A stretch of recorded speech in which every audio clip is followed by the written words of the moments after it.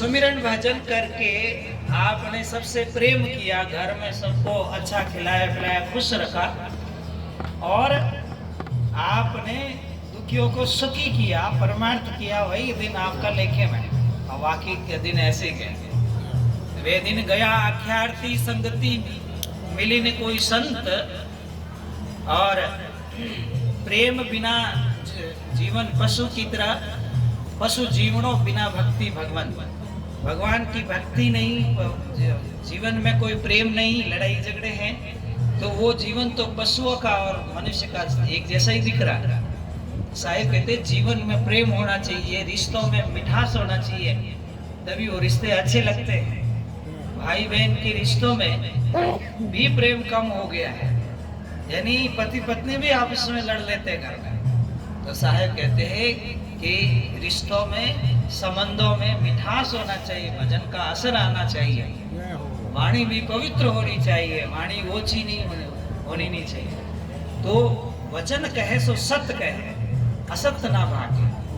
तो वचन पर भी कंट्रोल होना चाहिए कि कभी क्या बोल दिया, कभी क्या बोल दिया, तो उसकी इज्जत नहीं होती।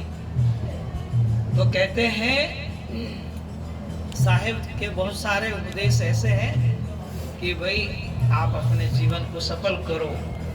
और ये जो अवतार आपको मिला है मनुष्य तन का, 84 लाख जीवनियां भुगतने के बाद में, तो 3 बातें जरूर पकड़ो। एक तो संगति अच्छी करो, एक गुरु अच्छा धारण करो, एक बैठकर अभ्यास करो। तो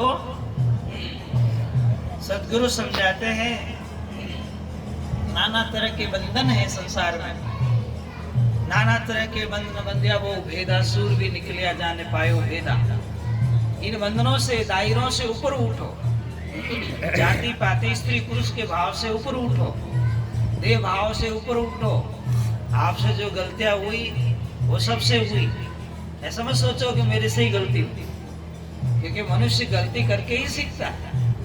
अगर आपकी संगति अच्छी नहीं रही, तो आप बीड़ी सिगरेट गांजा भांग तंबाकू अफीम नशा करने लगे, आपकी संगति अच्छी नहीं रही थी जब तक करते थे। पर अभी भी सुधरने का समय है, टाइम है, अभी भी सुधार कर लो। आपके द्वारा किसी को अपशब्द बोलेंगे, आपके द्वारा किसी को दुख हुआ, त्रास हुआ, अभी भी समय है कि उन वचनों को वापस ले लो, समायाचना कर लो, और अभी सुधरने का समय है। आपके पास समय बहुत है।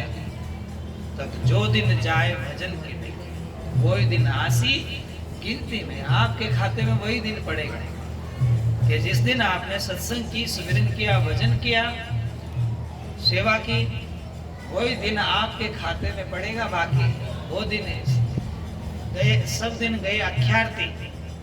वे दिन तो ऐसे ही गए जिसमें सत्संग नहीं मिली, गुरु ज्ञान नहीं मिला, संगति भई न संत, प्रेम बिना पशु जीवनो, भक्ति बिना भगवन।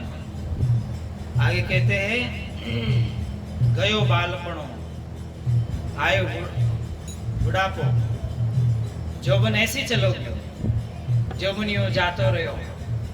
जवान अवस्था जो है, हंसते खेलते अपने हम उम्र के लोगों के साथ घूमते, इधर उधर फिरते, सत्संग के अलावा कहीं और कहीं यानी काम कार्यों में रहते हुए वो चला गया। कमाने धमाने में बोला पीछे समय कम रहा। तो जो दिन जाए भजन के लेके, जो बचा है वो राख रही को, अभी जो बचा है उसी में कुछ कर लो।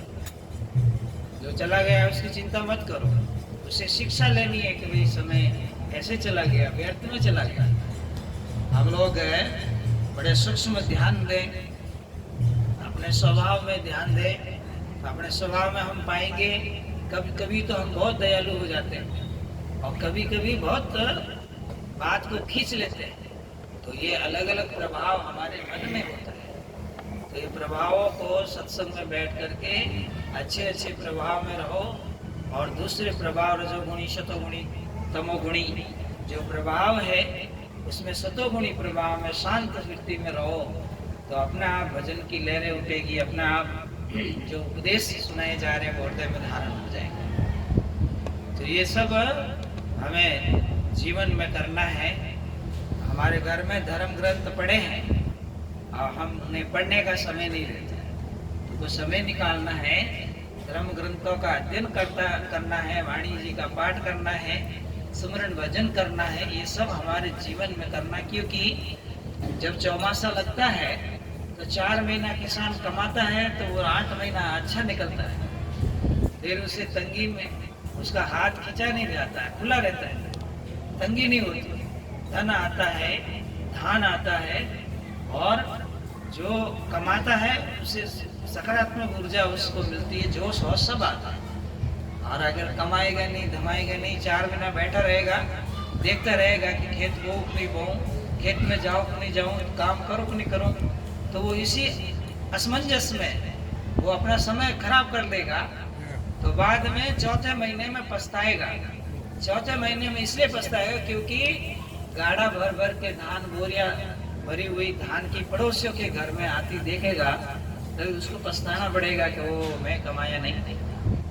तो इसलिए कहते हैं बालपणे भक्ति करे जग से रहे उदास। बालपणे से जो भजन में लगे उनका धन्य भाग है, और चूक गए तो जवानी में लग जाओ, पर जवानी भी चली गई, और शायद बुढ़ापा में बहुत हुआ तो बुढ़ापे में भी लग जाओ, कोई बात नहीं, और बुढ़ापा भी हाथ से निकल जाएगा तो अंत में पछताने के सिवाय फिर कुछ नहीं बचने वाला है।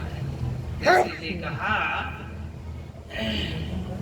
गयो बालपणो आयो बुढ़ापो, और जौवन जासी खिलकी में, और जो जवानी है वो हंसी खेल करने में बीत जाएगी, हंसी मजा एक दूसरे पे करके, और जवानी रजोगुण बीत जाएगी तो बड़ा मुश्किल है। फिर क्यों मैं कह रहा था कि 84 लाख योनियों का कष्ट काटना बहुत मुश्किल है।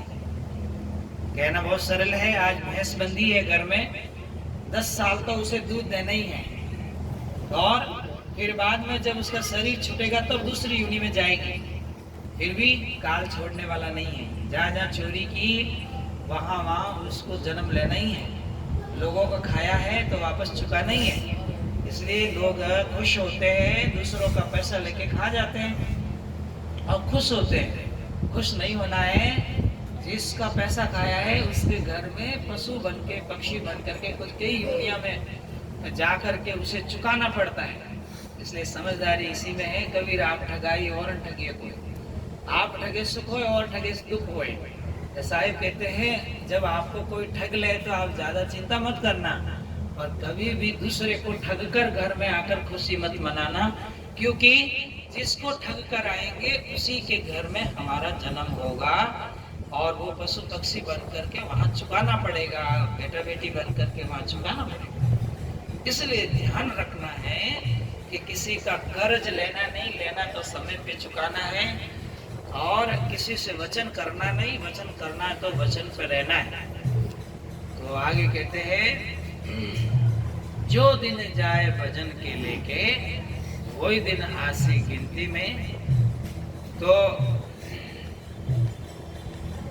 यहाँ राजा कर्ण भोज बड़े दानी थे, बड़े बड़े सूरवीर, पृथ्वीराज जैसे सूरवीर आए, सबको दे त्याग के जाना पड़ा। समय आए जब दे माता के गर्भ में जीव के लिए तैयार होती है, 9 महीना लगता है, परंतु जाने में 9 सेकंड में नहीं लगता है। ये तन जाओ सी रे चित सके तो चित, बार बार संकेत करते महात्मा महापुरुष कहते हैं ये शरीर तो रोज जा रहा है भाई।